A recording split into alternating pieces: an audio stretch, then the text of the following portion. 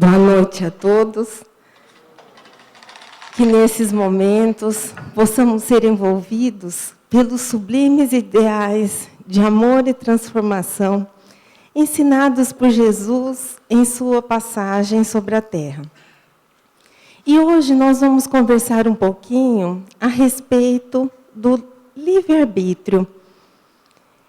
E para iniciarmos a nossa conversa, vamos citar uma frase que o apóstolo Paulo nos disse na sua primeira epístola aos Coríntios, capítulo 6, versículo 12.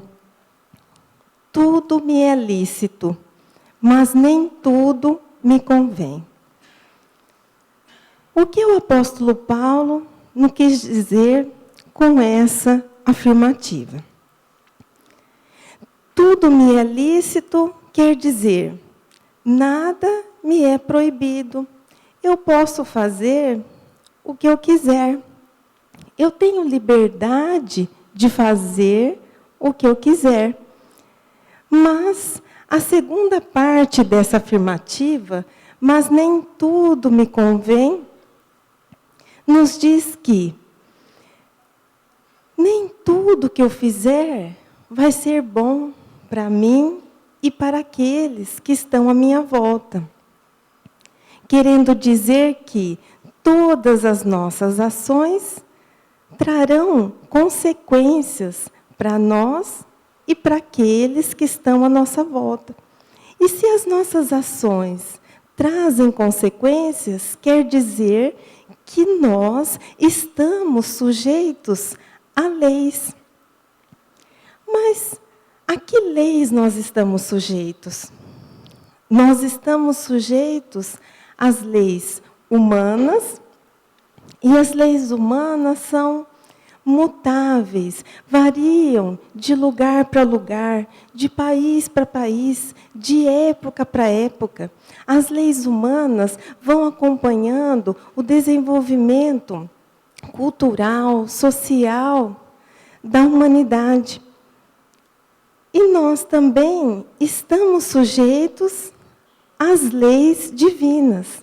As leis divinas já são que imutáveis, permanentes e universais. Elas regem todo o universo. Por isso, por estarmos sujeitos a essas leis, nós podemos dizer que a nossa liberdade de agir, ela é relativa. E Kardec, na questão 826 do Livro dos Espíritos, confirma essa informação. Ele pergunta aos espíritos em que condição o homem usufruiria de uma liberdade absoluta. E os espíritos respondem que somente na condição do eremita no deserto. O eremita é aquela pessoa que vive sozinha e que se isola. E os espíritos continuam nos dizendo que, a partir do momento que existem dois homens convivendo, há direitos a se respeitar. Por isso, eles não podem usufruir de uma liberdade absoluta. Por isso, o nosso direito termina onde começa o direito do nosso próximo. E assim, nesse conceito de liberdade que Paulo nos traz na primeira parte dessa afirmativa, onde se aplica o livre-arbítrio. O que é o livre-arbítrio? O livre-arbítrio é a faculdade de podermos decidir, escolher, determinar segundo a nossa vontade. É a nossa liberdade de escolha seguindo os nossos desejos, a nossa vontade de agir. E o livre-arbítrio representa o quê? Ele representa o amor e o respeito de Deus por nós. Porque Deus, o nosso Pai Criador, nos dá a liberdade de agirmos conforme desejamos. Ele nos dá a liberdade de escolhermos o caminho a seguir. E Ele, o nosso Pai, não nos ama menos se as nossas escolhas não são condizentes com as suas leis. E aí, nós paramos e perguntamos assim: e nós, na condição de seus filhos, será que nós respeitamos as escolhas do nosso próximo? Será que nós respeitamos a maneira de pensar, a maneira do nosso próximo vestir, a maneira do nosso próximo falar, a religião que o nosso próximo adota, o time que o nosso próximo torce? Muitas vezes nós apresentamos reações de intolerância, condenando, julgando, ou mesmo até virando a cara para a pessoa, porque ela não pensa como a gente. Em muitas situações, nós podemos e devemos aconselhar as pessoas quando nós vemos que o caminho que ela está seguindo é tortuoso e que vai trazer consequências difíceis lá na frente. Principalmente na condição de pais, de irmãos, de amigos, nós podemos, e é um dever cristão nosso, agir dessa forma. Mas, quando nós formos aconselhar, nós devemos aconselhar com bondade. E nós devemos procurar não amar menos esses irmãos, esse pai, esse amigo, em virtude das escolhas diferentes das nossas nessa ocasião. E também nós poderíamos pensar uma outra coisa.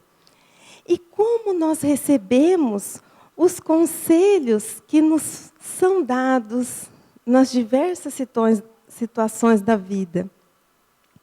Será que quando aquela pessoa está nos aconselhando, nós pensamos assim: eu vou fazer de conta que eu vou seguir o conselho que eu estou ouvindo, mas ninguém manda em mim, a vida é minha, eu faço o que eu quero? Porque algumas vezes nós recebemos, sim, maus conselhos. Mas, muitas vezes, existem pessoas que nos amam e aquilo que ela nos fala está de acordo com as leis divinas, que são as leis do amor, do perdão, da fraternidade, da paciência, da vigilância. Então, por que não dar ouvido a essa pessoa?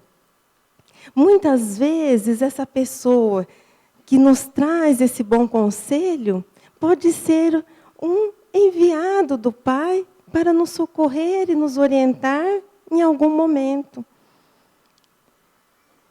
E o livre-arbítrio também, ele representa um mecanismo da justiça divina.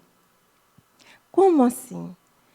Porque é através do livre-arbítrio que Deus aplica a sua lei. Porque somente sendo livres para agir, podemos receber os méritos das nossas boas ações ou a culpa pelas nossas más ações. Porque se fôssemos obrigados a fazer todas as coisas, como Deus saberia se estamos ou somos propensos ao bem ou ao mal? E Kardec pergunta especificamente a respeito do livre-arbítrio nas questões 843 a 850. E nós vamos comentar rapidamente sobre algumas delas. Aqui nós não comentarmos, fica a lição de casa para, naquela horinha que nós estivermos ociosos, nós pegarmos o livro dos Espíritos e lermos não só essas questões, mas como todas as outras que nos instruem, nos orientam e nos elucidam grandemente. Na questão 843, Kardec pergunta se o homem tem o livre-arbítrio nos seus atos. E os espíritos respondem que se o homem tem a liberdade de pensar, ele também tem a liberdade de agir. Que sem o livre-arbítrio, o homem seria uma máquina. Que bom nós ouvirmos isso, né?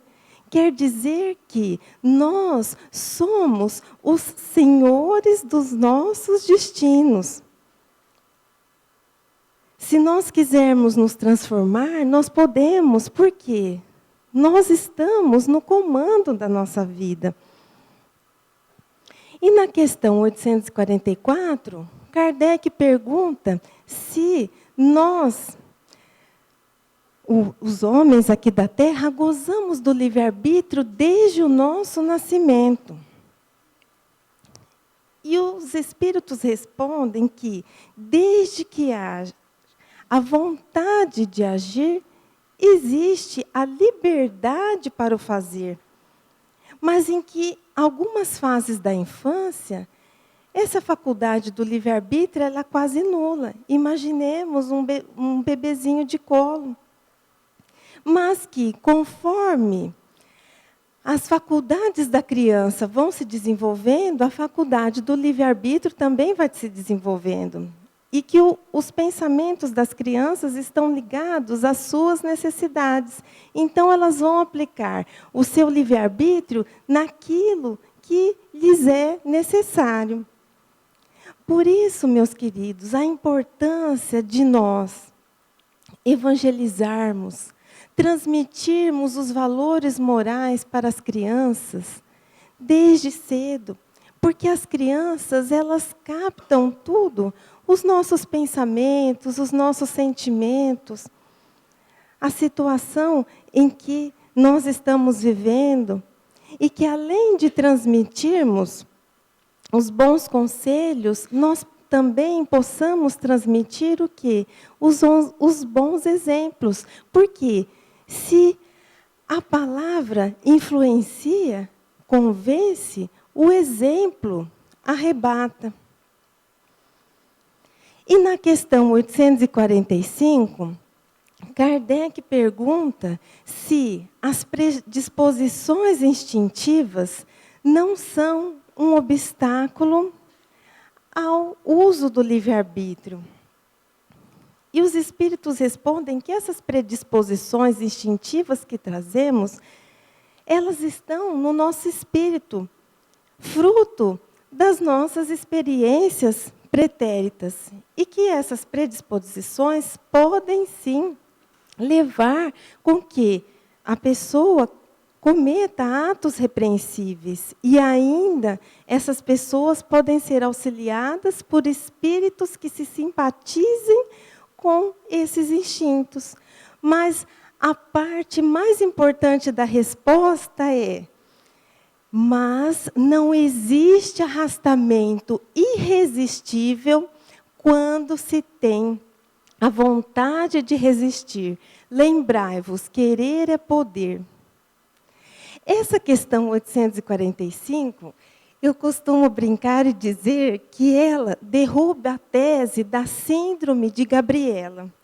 Vocês sabem o que é a síndrome de Gabriela? É aquela síndrome que diz assim: eu nasci assim, eu cresci assim, eu vou ser sempre assim. Porque muitas vezes nós falamos: eu não consigo mudar, eu sou assim mesmo, eu sou nervosa, eu sou aflita, eu sou afobada. Mas os espíritos respondem: quando se tem a vontade de resistir, não existe arrastamento irresistível. Se nós pensarmos assim, uma pessoa que vem com o instinto do assassinato, exemplificando a questão, realmente ela pode cometer um assassinato, porque muitas vezes em outras vidas ela já o cometeu e pode ser auxiliada por irmãos do outro plano, menos esclarecidos também. Mas se a pessoa quiser resistir e falar, não, chega, eu quero uma vida diferente para mim, ela consegue. Quer ver um outro exemplo também? Do nosso querido apóstolo Paulo, que nós citamos aqui. Paulo, antes era Saulo e um dos maiores perseguidores de Jesus e dos cristãos.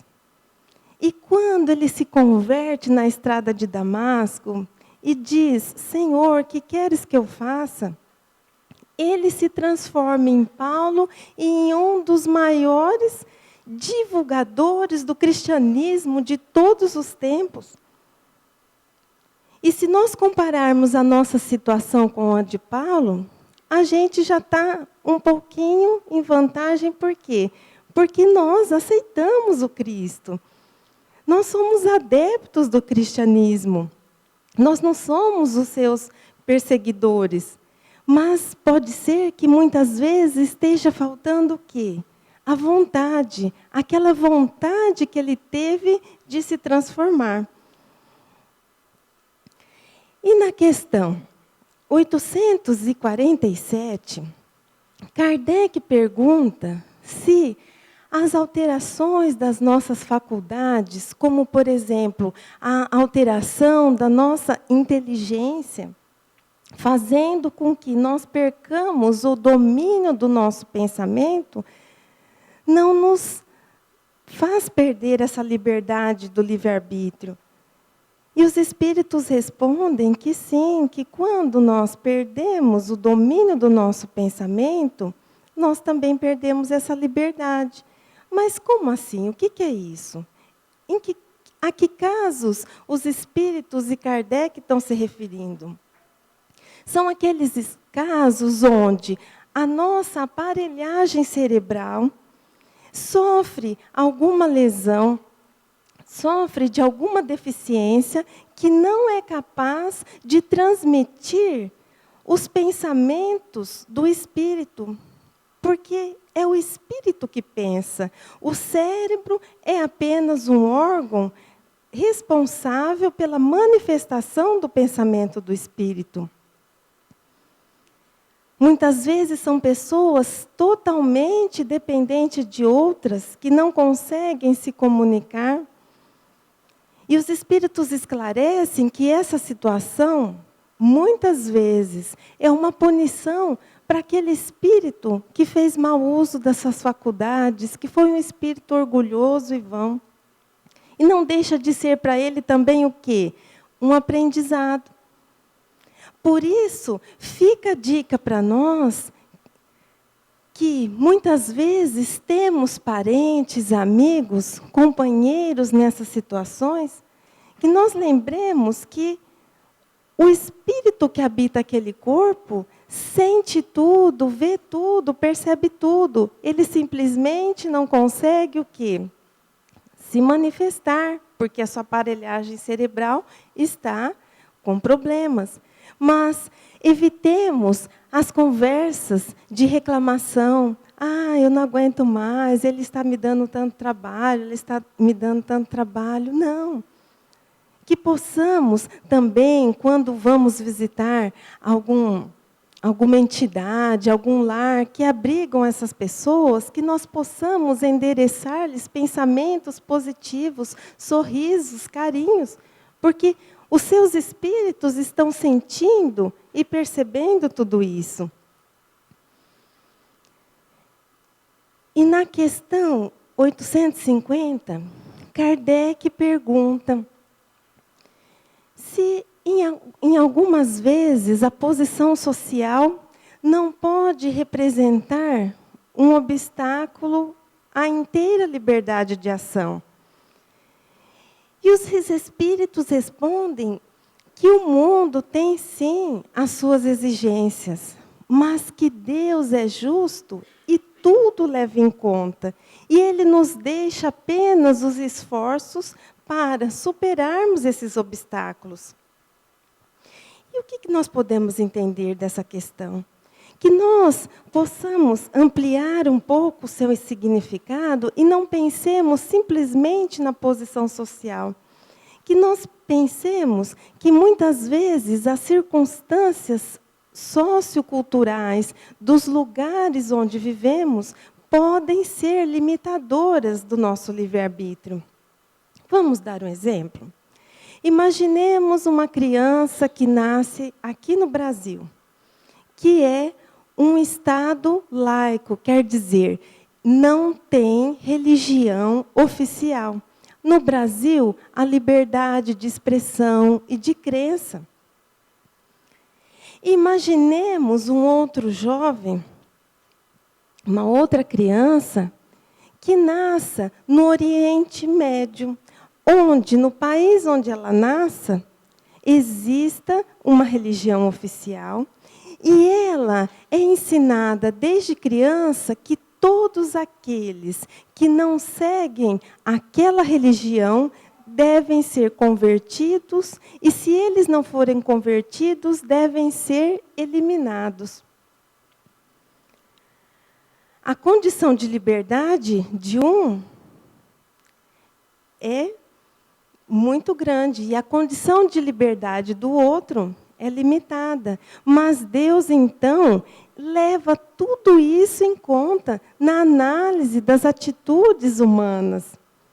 E mesmo aquele que tem a sua liberdade de ação restrita, ele ainda tem a opção de escolher, de se esforçar para superar esses obstáculos, porque nenhuma liberdade é restrita totalmente, a não ser no caso que nós dissemos anteriormente, quando nós perdemos o domínio do nosso pensamento por uma deficiência do nosso cérebro.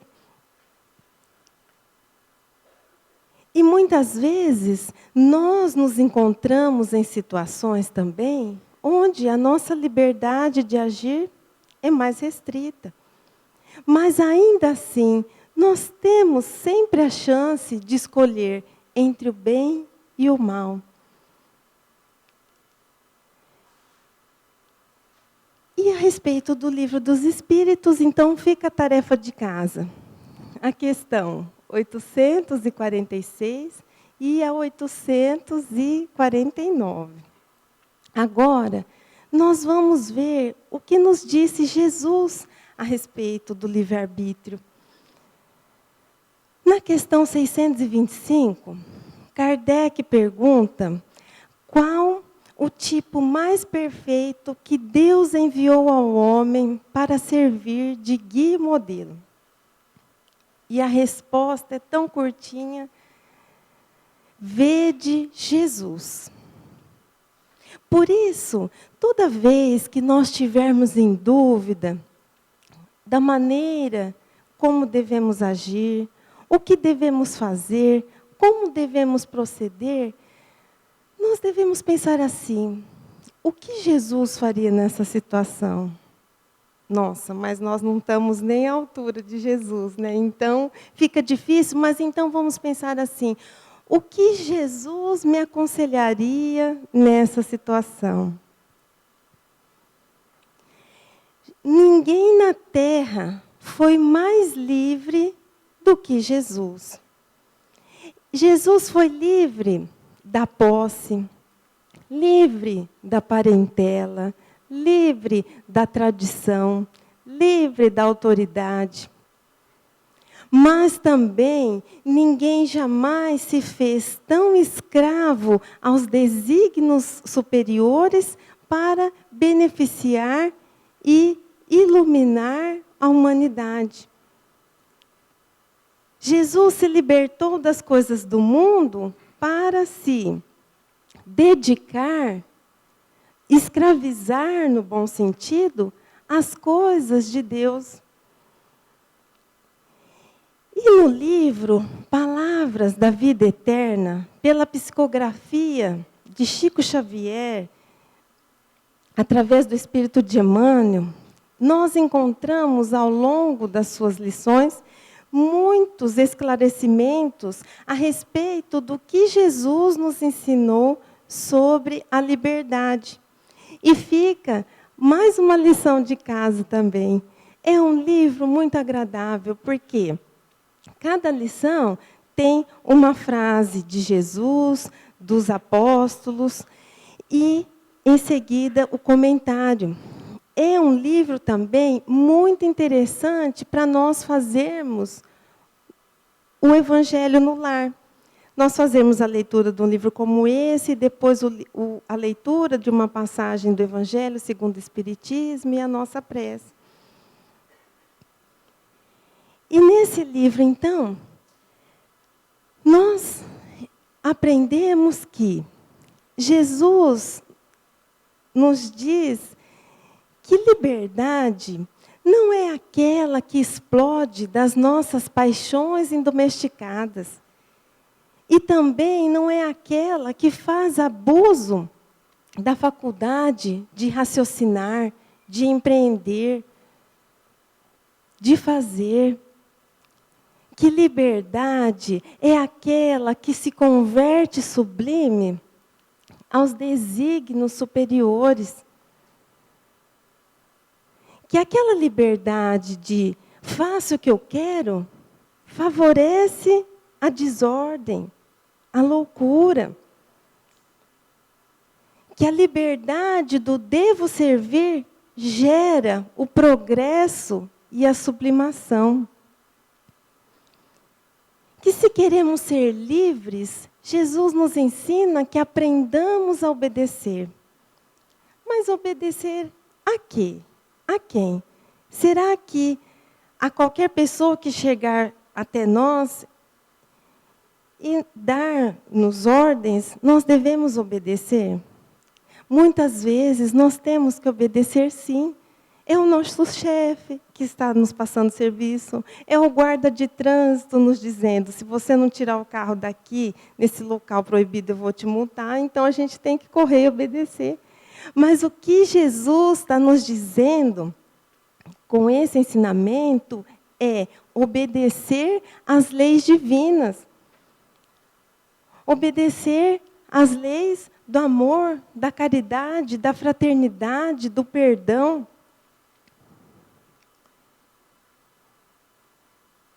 E também Jesus nos ensina uma qualidade muito importante, que é a disciplina. Assim, para nós nos mantermos firmes, nós devemos cumprir o nosso dever retamente, sem nos dobrarmos à escravidão a que os nossos desejos inconsequentes nos levam. Mas esse ensinamento de Jesus parece que está contraditório para nós. Como que liberdade é obedecer? A maioria de nós tem aquele conceito que liberdade é eu poder fazer o que eu bem entender da minha vida, não precisar dar satisfação para ninguém. E ainda mais, nós queremos fazer as coisas do nosso jeito e não queremos colher as consequências das nossas ações. Nós ainda queremos que tudo dê certo para nós. Assim, nós não queremos estudar, mas queremos ir bem na prova. Não queremos estudar para o concurso, mas nós queremos passar. Nós queremos emagrecer, mas não queremos fazer o esforço necessário para isso. Mas vamos exemplificar de uma outra forma, para ver se nós compreendemos o que Jesus quis nos dizer, que liberdade é obedecer às leis de Deus. Vamos supor que o senhor fulano de tal resolva comprar um veículo. Ele não tem o dinheiro, tem um pouquinho só que ele pode dar entrada e depois ele financia o carro em prestações a perder de vista. E ele anda um mês com o carro e adora, acha muito bom, ótimo, Só que ele pensa assim, eu já paguei a entrada, uma prestação, tá bom, eu não vou pagar mais, não. Ele pode não pagar? Se nós formos seguir essa parte da afirmativa, tudo me é lícito. Ele pode. Só que o fato dele não pagar vai gerar o quê? Uma consequência. E qual é a consequência? Vão chover cobradores à sua porta, telefonemas. E se ele insistir em não pagar, o seu nome vai ser negativado e ele vai ter o seu veículo apreendido por falta de pagamento. Então, essa liberdade de não pagar gerou o quê? Gerou a ele uma obrigação. E enquanto ele não quitar esse débito, não quitar essa obrigação, ele vai se manter o quê? Preso a esse problema. Nós demos esse exemplo referente às leis humanas. Vamos dar um exemplo referente às leis divinas? Vamos dizer que a senhora fulana de tal, em uma certa época da sua vida, foi profundamente magoada por uma amiga. E ela, não se conformando com a situação, passa a alimentar dentro de si um profundo rancor, uma profunda mágoa, recusando-se perdoar a todos que lhe fazem esse convite. E ela vai carregando esse peso, como aquelas pessoas que andam com uma bola de ferro nos pés. Porque o rancor, a mágoa é assim, vai nos aprisionando. E quando a senhora fulana de tal está às vésperas da sua passagem para o plano espiritual, ela recebe a visita da sua amiga. E então, naquele momento, ela percebe que todo aquele tempo que ela passou guardando aquela mágoa foi inútil, só lhe causou sofrimento. E naquele momento, ela resolve perdoá-la. O que aconteceu com a senhora fulana de tal? Ela, obedecendo às leis do perdão, ela o quê? Ela se libertou. Ela se libertou daquilo que a mantinha presa. E essa escravidão lhe trazia sérios malefícios, tanto físicos quanto morais, espirituais. Por isso, o cumprimento das leis de Deus nos liberta para que nós possamos estar livres para seguir outros desígnios, os desígnios do Pai. E assim, quantas atitudes nossas não nos escravizam? O vício, a compulsão, a maledicência, todas atitudes essas não condizentes com as leis de Deus e que nos mantêm, de alguma forma, escravos, fazendo com que, em alguns momentos, nós não consigamos tomar as rédeas das nossas vidas. Assim, nós vemos que as nossas escolhas refletem aquilo que nós somos. Quanto mais puro o espírito, mais propenso ao bem. E agora nós paramos um minutinho e pensamos assim: e como estão as nossas escolhas? Nós podemos reconhecer que fazemos boas escolhas, nós podemos reconhecer que não fazemos, em alguns momentos, boas escolhas, e também nós podemos recusar as escolhas ruins que fazemos. Então, muitas vezes, nós ouvimos assim: Eu não sei porque na minha vida nada dá certo. Porque eu sou uma pessoa tão boa, se eu não faço bem, eu também não faço mal a ninguém. Eu cumpro com os meus deveres, eu vou na casa espírita, eu assisto às palestras, tomo passe.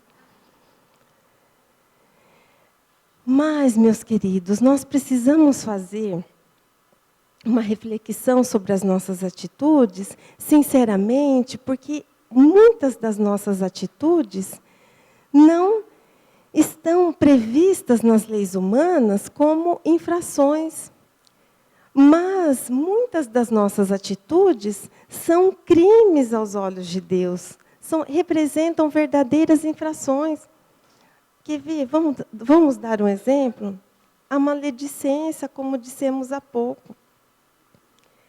Quanto mal nós podemos fazer através do uso inadequado das nossas palavras. Às vezes, a título de uma sinceridade, a qualquer preço, nós magoamos profundamente as pessoas. Muitas vezes, nós não nos conseguimos silenciar ao saber de alguma coisa da vida do outro. Às vezes alguém nos confidencia alguma coisa e nós saímos espalhando para todo mundo. Ou às vezes nós chegamos para as pessoas e dizemos assim: nossa, sabe a fulana? Ela disse coisas horríveis de você. E às vezes nem é verdade.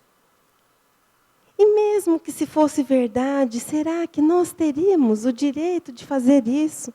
Por que quando aquela pessoa falou mal da outra para nós já não cortamos ali a situação, nós já não a silenciamos, dizendo, vamos respeitar, todos nós temos os nossos defeitos? E se nós reconhecemos que as nossas atitudes não estão lá grande coisa, e nós dissermos assim, mas agora não dá mais tempo de mudar, não. Eu vi que eu escolhi caminhos diversos, mas eu já estou no 45 do segundo tempo, pronto para partir, pronto para o apito final. Vamos deixar para a próxima encarnação. Sempre há tempo de recomeçar. Nós dizemos isso pensando apenas na vida presente. Nessa vida onde nós teremos 10, 20, 30, 40, 50, 100, cento e poucos anos, é a notícia que temos. Mas nós somos espíritos eternos e a nossa transformação hoje refletirá nas muitas e muitas encarnações que nós teremos a caminho da perfeição. A nossa transformação hoje refletirá da maneira como nós adentraremos ao plano espiritual quando para lá retornarmos. Vamos dar o exemplo da senhora fulana de tal. Quando ela perdoou a amiga, ela já chegou lá no plano espiritual o quê? Diferente, numa situação um pouco melhor, sem carregar mais um peso nas suas costas.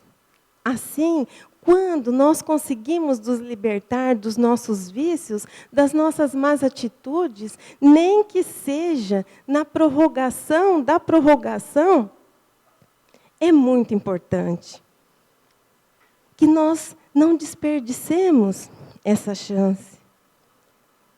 Mas aí, muitos podem pensar assim, mas e como eu faço para fazer escolhas melhores? Primeiramente, se as nossas escolhas refletem aquilo que somos, nós devemos nos transformar. E o que é preciso para nos transformarmos? A primeira coisa que é necessária, a vontade.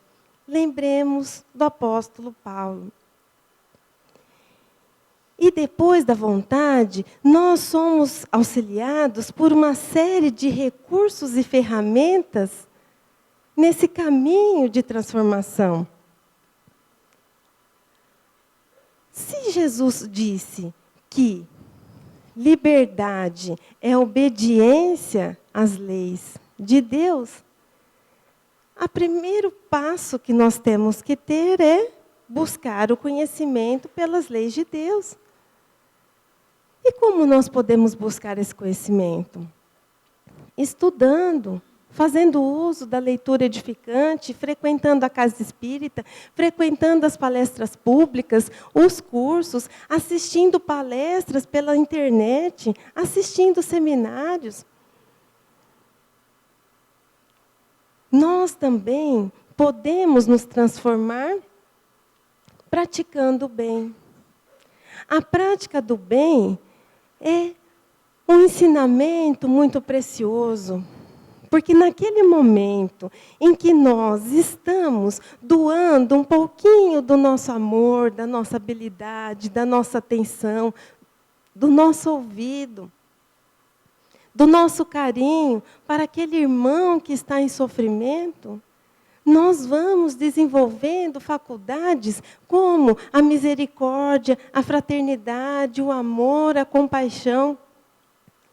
E em contato com o sofrimento alheio, nós vemos como somos agraciados pela providência divina. Nós vemos o quanto nós temos que agradecer. Nós também podemos nos transformar através de uma atitude de vigilância. Vigilância dos nossos pensamentos, dos nossos sentimentos, das nossas palavras. Muitas vezes, nós, sem querer, somos indelicados com as pessoas.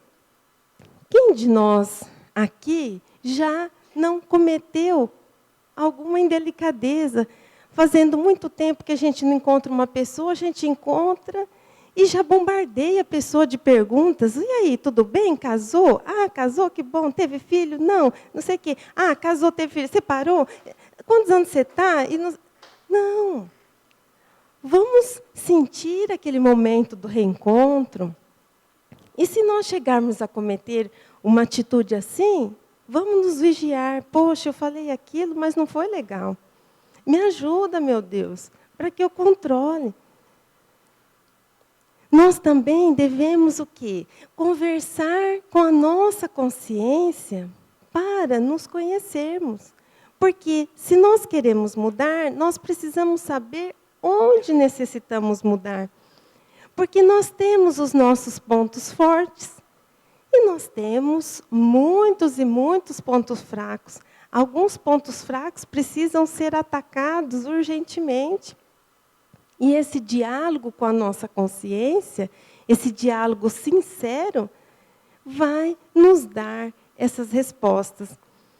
Um outro recurso que nós temos também é o hábito da prece. A prece é aquele momento de comunicação com Deus. É aquele momento em que nós podemos abrir o nosso coração, agradecer, louvar, pedir. E um parênteses aqui na prece, que é o seguinte: muitas vezes, quando nós vamos fazer os nossos pedidos na prece, nós pedimos para Deus tirar aquela dificuldade do caminho, porque nós não estamos aguentando mais. Mas, muitas vezes, aquela dificuldade, aquele sofrimento e aquela dor são necessários para a nossa evolução, para o nosso aprendizado. São necessários para que nós desenvolvamos habilidades como a paciência, a compreensão, a resignação. E também, muitas vezes, elas representam a quitação de débitos pretéritos. Então, o que nós poderíamos fazer durante a nossa prece? Pedir a força e a sabedoria necessária para seguirmos em frente, para suportarmos aquela dificuldade. E muitas vezes, meus queridos, as dificuldades nas quais nos encontramos representam atitudes inadequadas da nossa vida. Não necessariamente precisaríamos passar por aquilo. Às vezes, são tormentos voluntários que nós criamos desnecessariamente para nós. Vamos dar um exemplo? Às vezes, nós estamos passando uma situação financeira difícil. E a situação financeira difícil, realmente, ela desequilibra o lar, os relacionamentos, as pessoas. Mas, muitas vezes, aquela situação difícil, financeiramente falando, ela ocorre por quê? Porque nós não nos controlamos e compramos tudo aquilo que vemos à nossa frente. Às vezes, aquela situação difícil é porque nós gastamos mais do que ganhamos. Então, precisamos também, na hora da nossa prece, pedir o discernimento para que atitudes equivocadas da nossa parte não continuem causando sofrimentos desnecessários. E assim, na nossa prece, o mais importante é a sinceridade do nosso sentimento. Não precisa ser palavras bonitas, não precisa ser frases longas. Eu costumo contar um caso de uma vez que eu estava numa casa espírita e adentrou ao salão um senhor alcoolizado. E ele entrou no salão e o palestrante falando, e ele até falava algumas coisas assim. A hora que o palestrante acabou de falar, ele falou, não, está tão bom, continua falando. E aí começaram a chamar para a fila do passe. E quando chegou a vez dele, eu fui na mesma turma que ele, na Câmara de Passes. E a hora que ele sentou-se à cadeira, ele disse assim, Senhor, cuida de mim.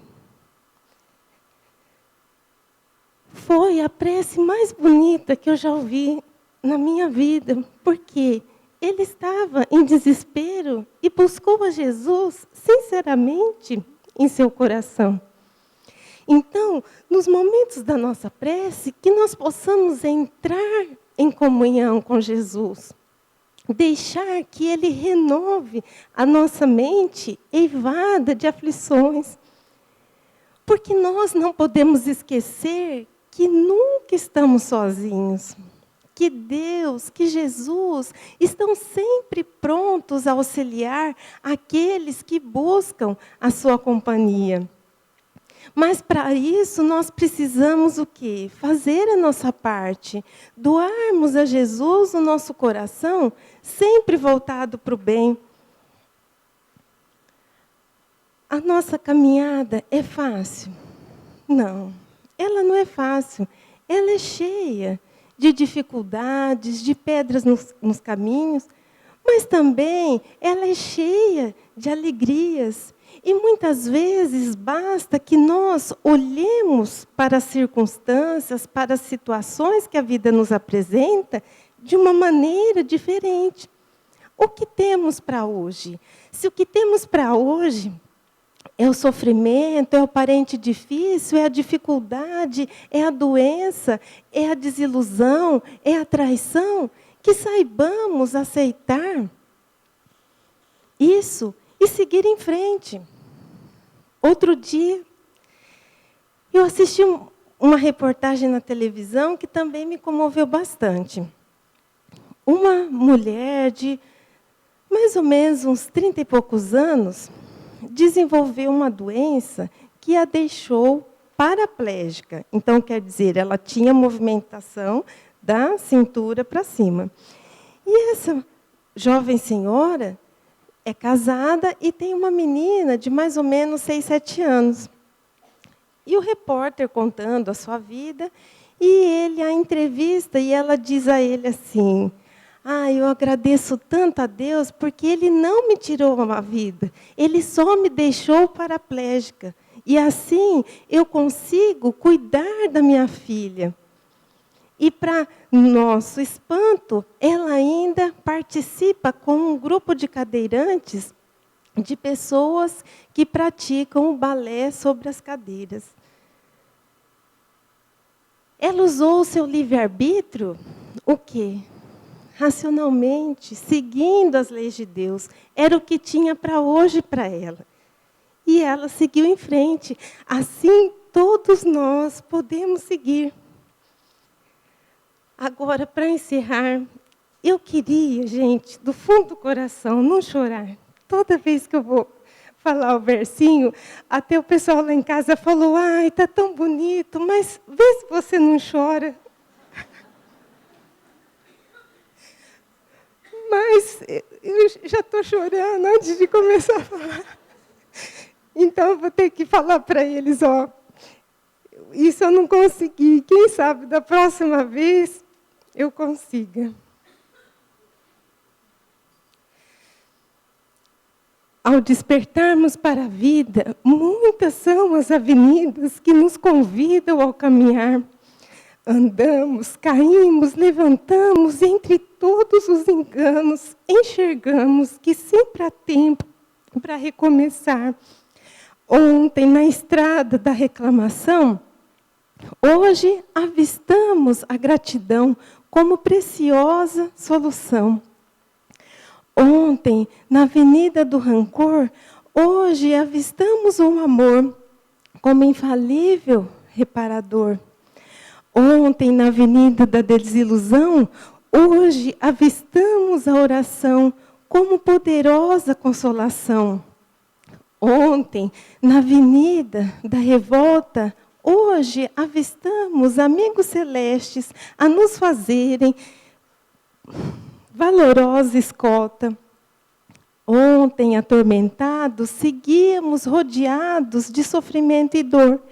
Hoje, elucidados, reconhecemos que caminho reto e seguro é ao lado do Cristo Consolador. Que Jesus abençoe a todos e muita paz.